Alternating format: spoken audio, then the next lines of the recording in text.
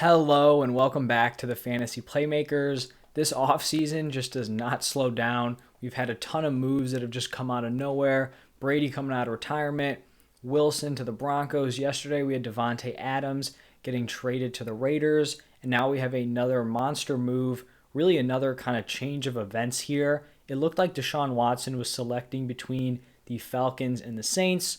Reports had come out that the Browns and Panthers were kind of out of the discussion. They were told they would not be getting Deshaun Watson. And then we get the news Deshaun Watson is going to the Cleveland Browns. He will be their franchise quarterback for the foreseeable future. It's just a wild situation here because you had Baker Mayfield wanting a trade request just because they reached out to interview Deshaun Watson. The Browns then said no to the trade request once they realized, that Deshaun Watson wasn't going to be going to them, and now he will be a Cleveland Brown. So it looks like they'll be trading Baker Mayfield.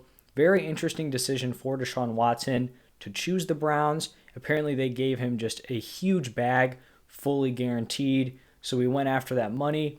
But when you're just looking at this AFC conference, it is absolutely stacked. You've got the Bills, who are obviously going to be top contenders. Patriots are very solid. Dolphins have a decent roster. And then the AFC North, Bengals obviously just went to the Super Bowl. Steelers have a really solid roster. Aside from the quarterback position, Cleveland Browns now, going to be probably wild card contenders. And then the Ravens still have a very strong roster. And then in the other divisions, you still got the Titans, who are competitive.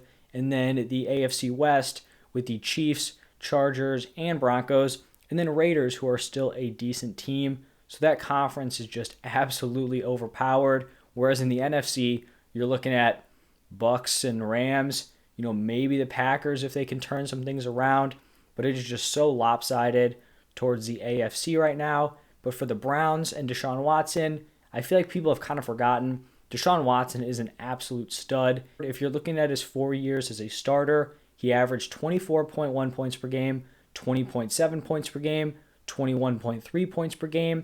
And then in his last year in Houston, with literally nothing going on around him, that offense was horrible. He still managed to put up 23.1 points per game. This is definitely a better roster on the Browns than he had that last year in Houston. They brought in Amari Cooper. He's probably, the biggest winner in terms of this thing as a pass catcher because now he's the clear-cut wide receiver one with a fantastic quarterback. So his stock is definitely up.